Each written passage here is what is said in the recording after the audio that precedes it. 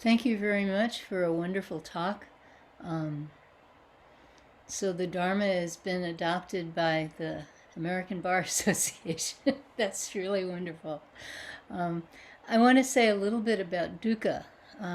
So dukkha is not the same as desire. It's so dukkha is and as Blake said, it's usually translated as suffering, but a better translation is dissatisfaction.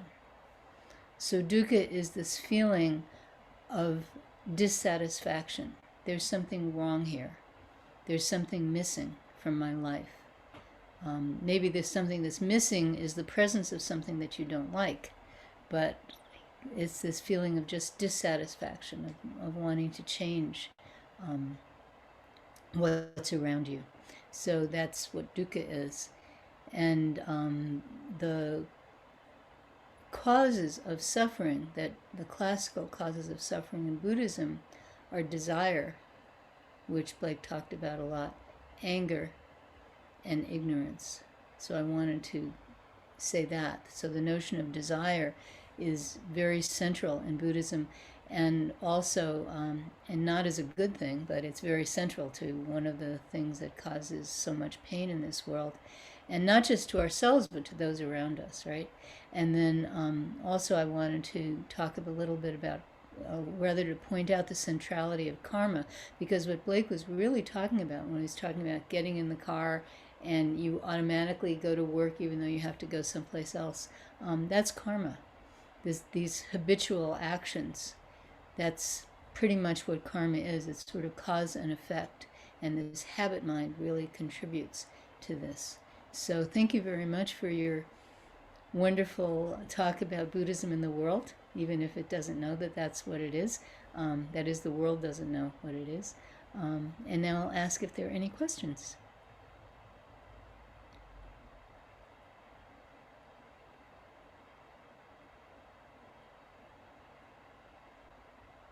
I have a question. Sure. Uh, is suffering inherent to being born into this world, or are you born and then you sort of just accumulate things within your head to eventually recognize, like, man, I don't feel good, and then you just kind of like deal with that the rest of your life? That's a really good question. So classic Buddhist doctrine is that one of the marks of existence is suffering. Suffering, impermanence, and no self are the three marks of existence. So that's pretty classic Buddhism. So everything suffers in this formulation. And again, by suffering, we mean dukkha. I mean this sense of dissatisfaction. And and in some formulations of Buddhism, everything is sentient. This watch is sentient, but we won't get into that. But yeah, so suffering is one of the marks, that is dukkha, the sense of dissatisfaction, is one of the marks of existence. So that's classic Buddhist doctrine. The question, the sort of kind of biological question that you're asking is, when does suffering arise? And what you're really asking there is consciousness of suffering. So when a baby cries, are they aware that they're uncomfortable? Or is it simply that their discomfort goes directly to their vocal cords and never quite hits their brain in a self-conscious manner? I mean, obviously it goes through the brain to get to the vocal cords, but that their frontal lobes aren't saying, I'm suffering, where are my parents, God damn it, I want to, like that. So this question of whether small babies can feel pain is, in the sense of being conscious of pain, is a very interesting question, and I don't really know the answer to it. We actually, our first baby died in a very painful manner. He had meningitis, and it wasn't diagnosed until it was too late. And his last day or so was terribly painful because he had this his brain was being pressed by the swelling, by the infection. And he just screamed and screamed and screamed, and there was nothing you could do. Well, then he went to the hospital, and then he went unconscious, and then he lived for a while after that. And I remember the doctors comforting us by telling us that babies didn't feel pain. So I don't know. I don't know when this sense of this consciousness of suffering arises. But then there's this Buddhist teaching that one of the marks of existence is suffering. And if you look around us, it seems very clear that suffering is everywhere.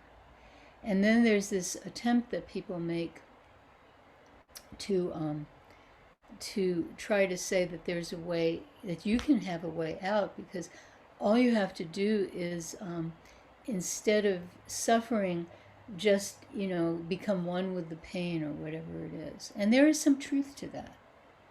There is some truth to, when you're in terrible pain or when you're in an uncomfortable situation or whatever, just stop the judgment and just, be completely present with it. I mean, there is some truth to that, but it's often presented as a way out, as an escape. You can personally escape, and you can lecture all your friends about how they can escape, right? Somebody comes to you and they say, "Oh, I'm so unhappy," and you say, "Oh, just look at it differently."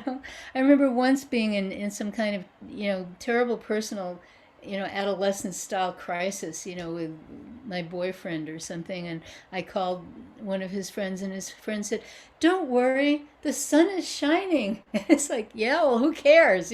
I'm feeling terrible. So yeah, so we can kind of, try to make this kind of line between, suffering, and you don't have to do it. Just look at things the right way, and we can do that, but that's not helpful. That's not helpful.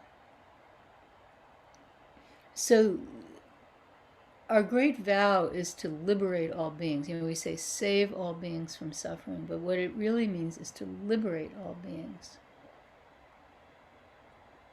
But that doesn't mean that in the kind of sort of bourgeois sense that we can erase suffering. We have to completely accept it. And we have to become liberated from within. And all people need to be liberated from within that, not a separation of those poor suffering people over here, and I have the answer, which is kind of the sort of Christian missionary point of view. Oh, you're suffering, but I have the answer, and if you take my answer, you won't suffer either. It's not like that. It's completely entering into it, like entering into the water. Just like walking into the ocean. In fact, that's a phrase, the ocean of suffering, that is a common phrase in Buddhism. So it's like you walk into the ocean, and you're in the ocean, and you're with all beings in the ocean, and you're not consumed by your own feelings, your own desires, your own whatever. You're just completely with all beings. That's the end of suffering. But it's not this bourgeois, everybody's happy end of suffering.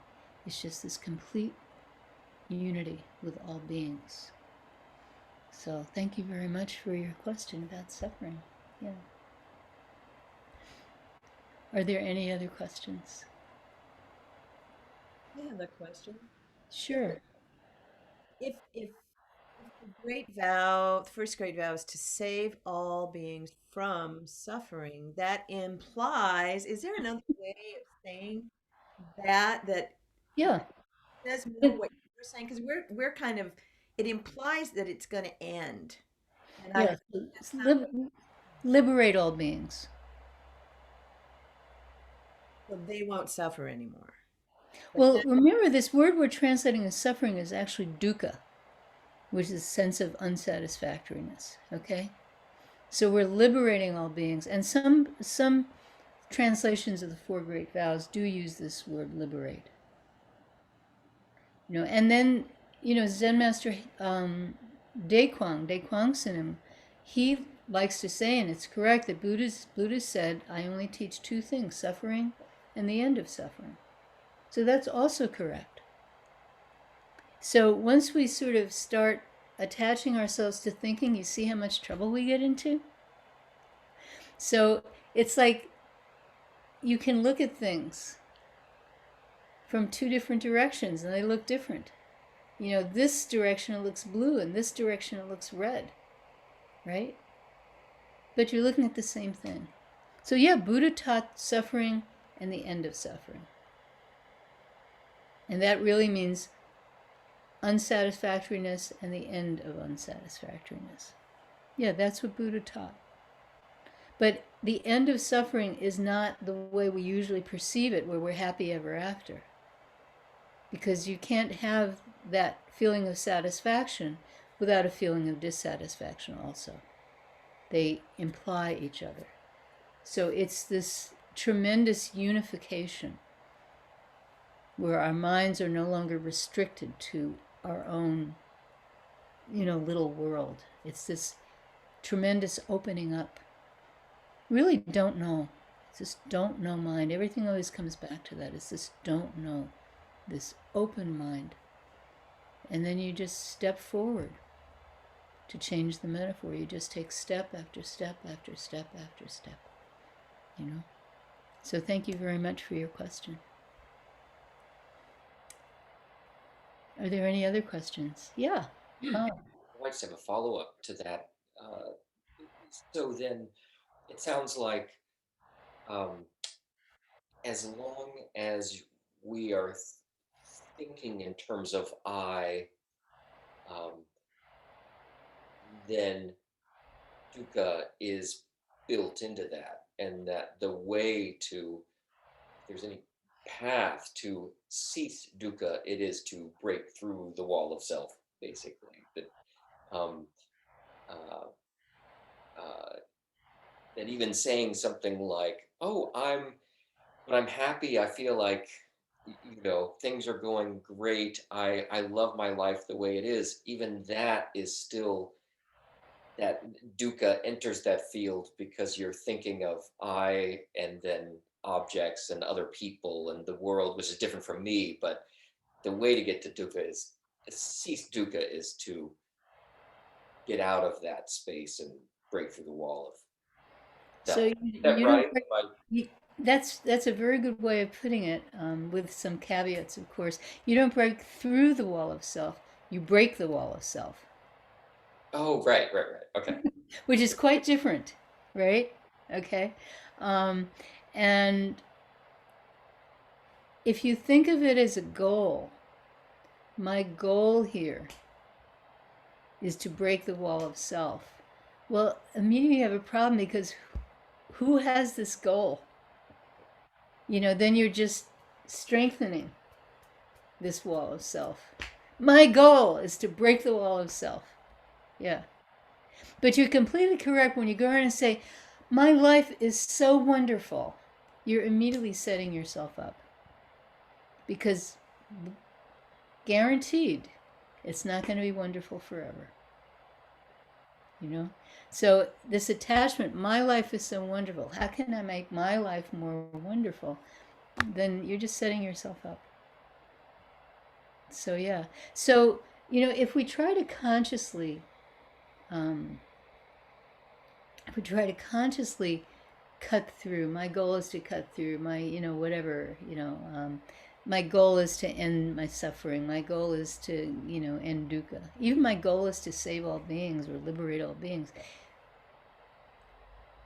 Then we've just set ourselves up. We've strengthened this wall of self. We've thickened it. We've added another layer of bricks or whatever it's made out of. So that's why, in Zen practice, we don't talk about goals. We just talk about what we actually do. So maybe you're counting your breaths. Maybe you're doing a mantra. Maybe you have great question. Maybe, there are many, many practices. And you just do that practice. And you don't do that practice with this any particular goal in mind. But we do have this direction. It's like we're walking down this road, but we haven't made a decision about where we're heading.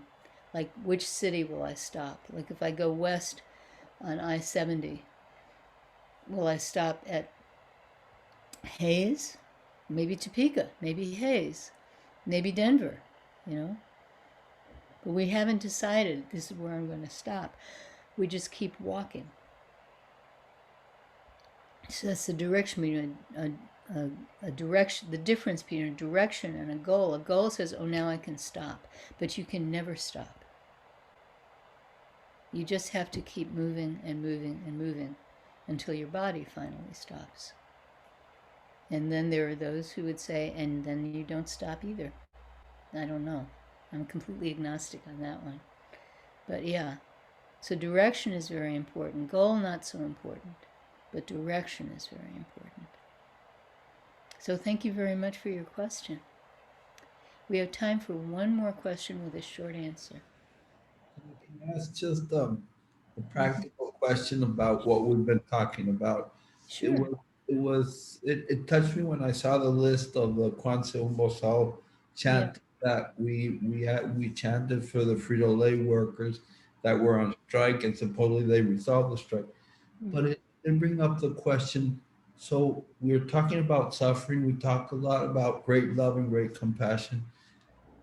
But as practitioners, do we have an obligation? I don't like using that word, but allow me to use it because I don't have a better word.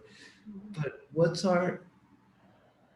action, what social action, what should we do for the Frito-Lay workers, for example, to help alleviate whatever unfair labor practices they're striking against? So I have that dichotomy in my mind, it's comfortable sitting on my cushion, but should I be out there doing something about the suffering of other people?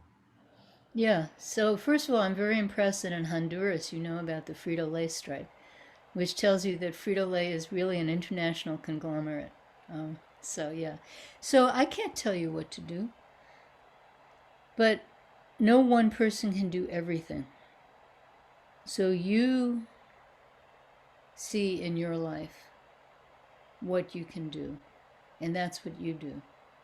And then I see in my life what I can do, and that's what I do.